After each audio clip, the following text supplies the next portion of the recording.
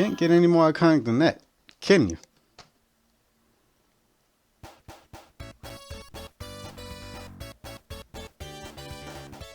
And I doubt you can get any more iconic than that. Or this song. But you can look that up on your own time. I got talking to do. But as I don't have a proper intro, speech or whatever, how about we just get to the game proper? I believe we all know what this game is about. And if you don't, then you're just tweaking. But anyway, as you can see, this is Sonic the Hedgehog, and the zone that we're getting through extremely quickly because I played this game so many fucking times is Green Hill. And with all these loops, intense speed, and an immense amount of jewelry, you can tell that this game is pretty fast paced and has a lot going on. Yeah, this game runs by pretty fast, but fast is the name of the game. After all, his name is Sonic. But as the game's going pretty fast, I guess I should try and get to actual stuff instead of blabbering on. And as you can see, I almost failed. This is a special stage, and as I've barely been able to talk about Green Hill, I can at least talk about this. Before we even made it to this zone, we had to collect 50 rings. And with 50 rings, you get to enter a special stage. I'm out of order. 50 rings grants you an ability to jump to to make a giant ring appear, a warp ring, which will allow you to come to a special stage. It's very trippy. It's very something. And in order to make it through, you have to basically drill through those diamond-like things with Sonic.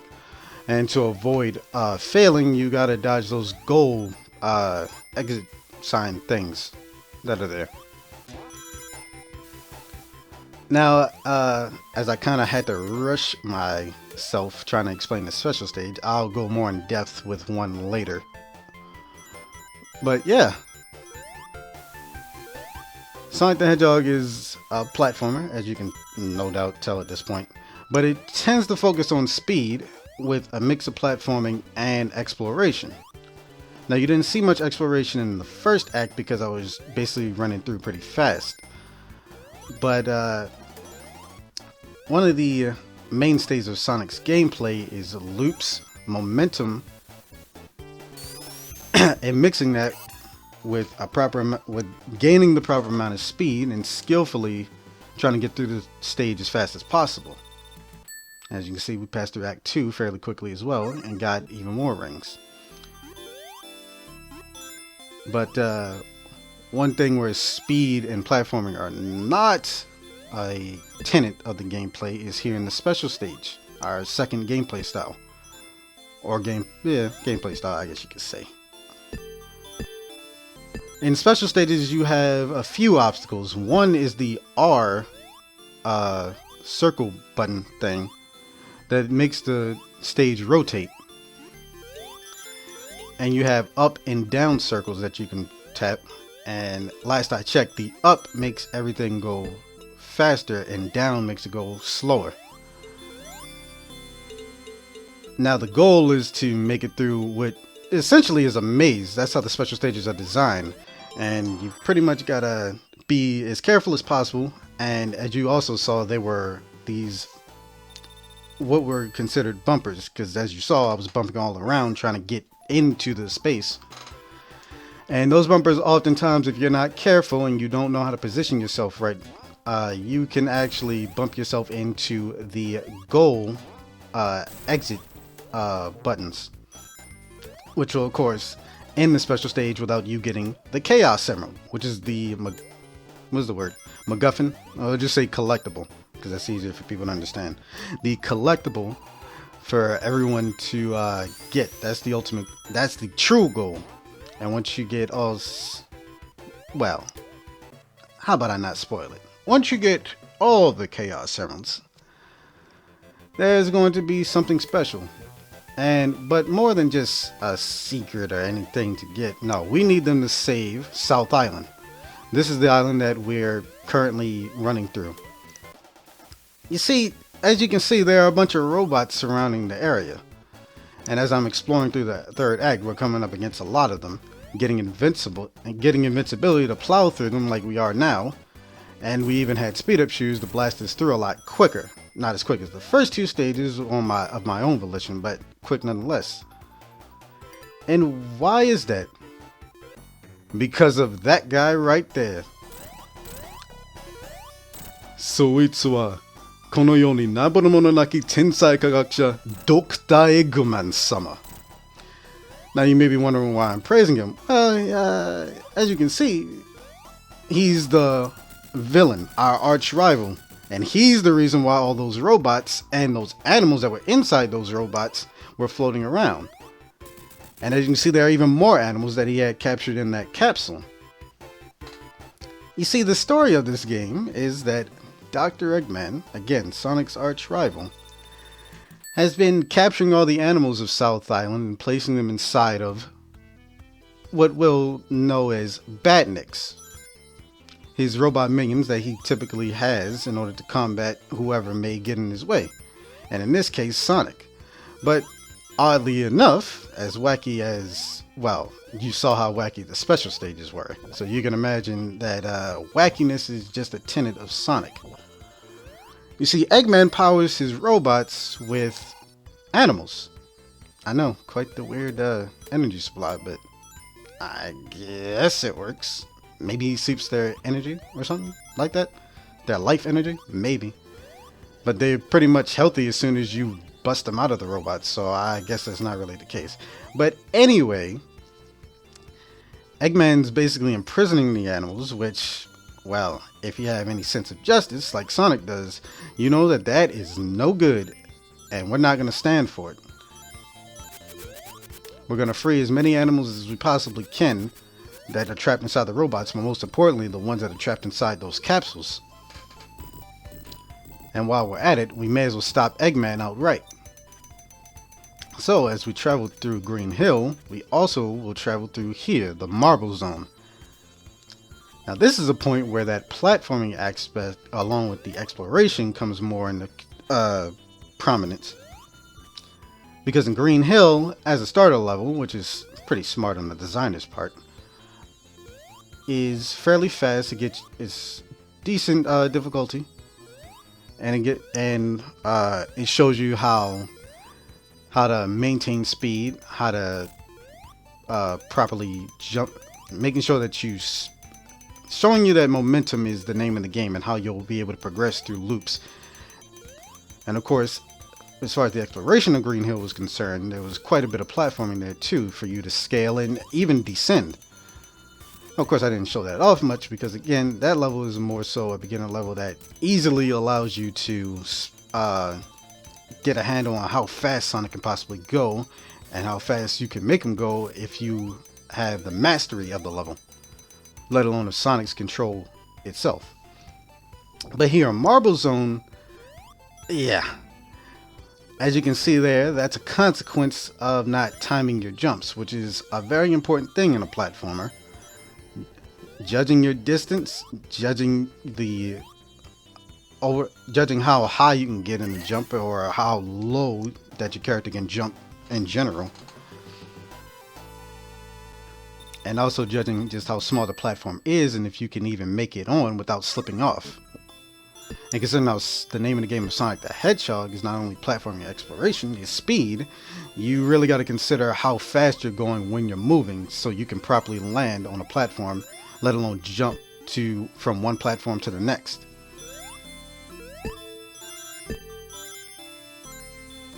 And one thing that the special stages definitely teach you is jumping and how to control yourself.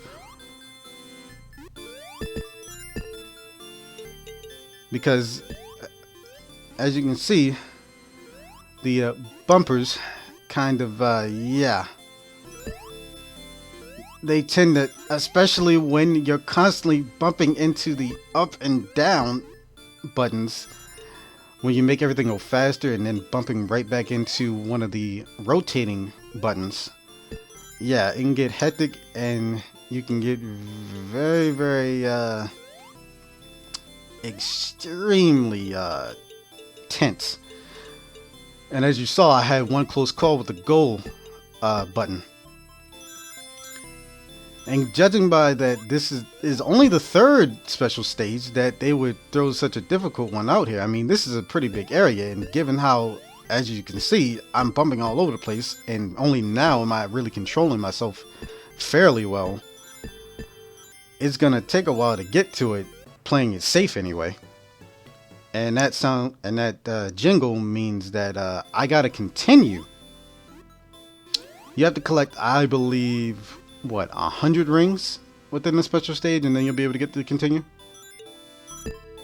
About 50 to 100. I've never actually been certain.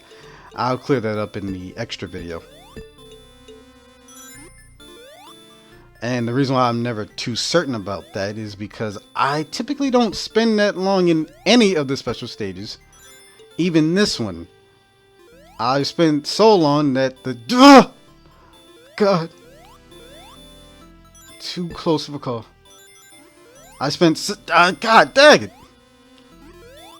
I spent so long in this stage that it ended up... The one part of the song doesn't even play anymore. Oh, come on, Sonic.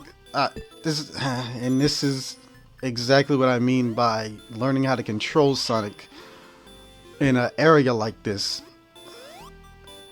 There's one thing that this game teaches you is mastery of the game. All right, can I get it? Yosh!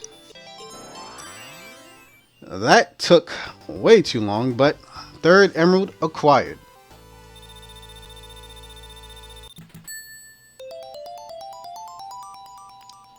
Konpekina. Okay, now that craziness is over, like I was saying, exploration is a pretty big thing for Sonic the Hedgehog, just as much as speed is. And if there's one thing that you learn how to do in Marble Zone, and even in Green Hill, is that exploration is a big thing. And if you want to find alternate paths that'll get you through the stage faster, it can be very useful, especially if the stage kind of starts getting on your nerves and it's kind of hard for you, at least on your first playthrough. If it's very hard for you, you kind of want to search the level. No, and not only does it allow you to get out of the stage faster, it also allows you to master it, really, and also see things that you probably would never see if you played it normally. And that does bring some more charm to Sonic than other platformers of its kind. Now, there are plenty of platformers out there that do have exploration to it, but it's not that big of a thing for it. Certainly not in Mario, not kind of in Rockman. The only other platformers I can think of that really incentivize exploration is probably, what, Castlevania? Oh, and, well, I guess Metro would count too. There's platforming in there, but that's not the main game. But in any case, most platformers don't incentivize exploration to the extent that Sonic does. And Marble Zone is, I would say, you could argue, an objectively good second level, because it slows you down and allows you to realize, no, you're playing a platformer too. Because the last thing you want is a game that arguably auto-plays itself. Because one could look at the speed of Sonic and also look at how fast that I myself went through Green Hill Zone and say, well, this game's pretty easy, you know, all I have to do is just really just push forward and try to maintain as much speed as possible so I don't, you know, slow up. And once you master the game, it's pretty much that. But even in those stages, there's enough challenge to where, you know, you do have to stop yourself, because eventually you're going to run into a hazard, and if you're not at least rolling, you're not going to plow through that obstacle. And now, of course, not everything can be solved by rolling, which is another aspect of why this game is still has a good amount of challenge to it. Because as you noticed, I'm sure, that there is lava in this stage, as well as spikes.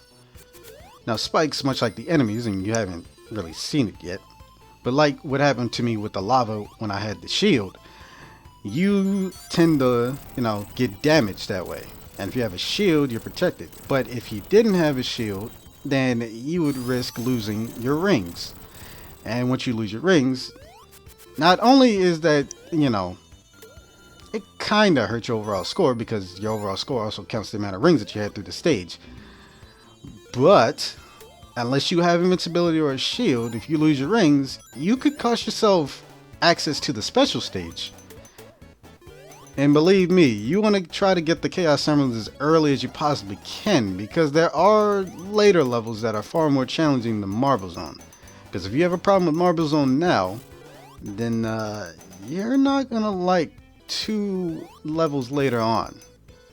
But I'm not going to spoil that. Just know that they can be challenging, especially for first-time players.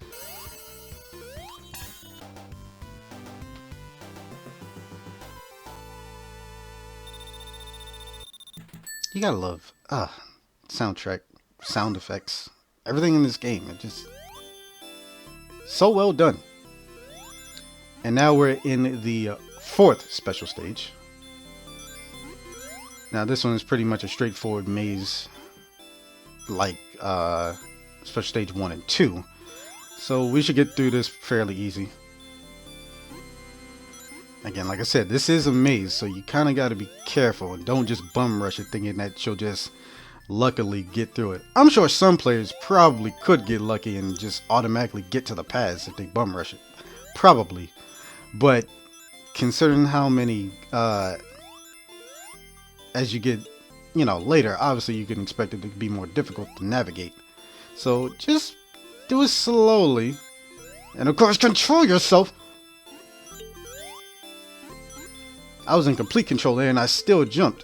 But luckily, I didn't touch it. I was, what, about a pixel away from it? But yeah, this one is pretty simple. I mean, it's a lot more closed off. And it's only 2 goal exits. It's not as wide open as the first one or even the second one. And I got another continue. It can't be 100 rings. It would have to be 50 for me to get a continue. I didn't get that many rings. But then again, I didn't count because they're always in a bunch, so it's kind of hard for me to. It's not like I'm focused on it either. But moving on. Act 3, Marble Zone.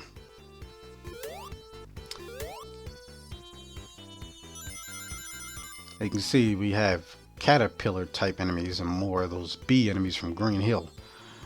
Those caterpillar type enemies, it's usually best, and as you see me do, if you're going to jump on them, you better make sure, again, that you kind of get a good grasp of the control of Sonic and also the timing of your jump, because if you don't jump on their head, where their eyes are, if you jump on their body, you will get hit. You will take damage and lose your rings because their bodies are filled with spikes. But if you properly, time your jump and you land on their head, then they'll just die as they should. But that can be difficult sometimes, especially if you're speeding through. Or if you just got done hitting one of those bee enemies and then you just happen to land on them improperly, and then yeah, you're fucked. So I typically recommend just rolling into them or just jumping over them, entirely, just to avoid them. You don't have to kill the enemies. That's just good for your score. Or for your conscience, you want to save as many animals as possible, as I said before, See, there you go. Yeah, I didn't land on him properly. And there are more spikes.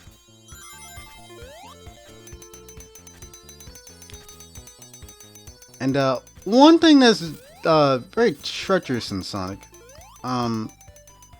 is getting crushed. And that's something that can happen to you with these contraptions right here, these spike contraptions. Not only are they giant, so you kind of got to be careful when you're running under them, let alone trying to platform on top of them. Because if you don't jump off them in time when they're scaling back up and you have to be standing on them to get to the next platform or whatever. And just like with these contraptions right here, if you stay on it for too long and you just let it come up, if you just go up with it, you'll get squished into the wall. Or if you're at the bottom of them, then you'll get squished on the ground, and then Sonic does it that way. He may not lose his rings, but he certainly does die.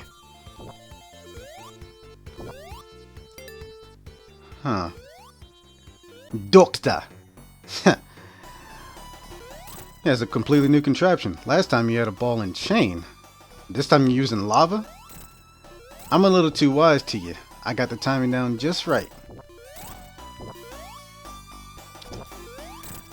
I would explain how that goes, but you can pretty much see how that goes.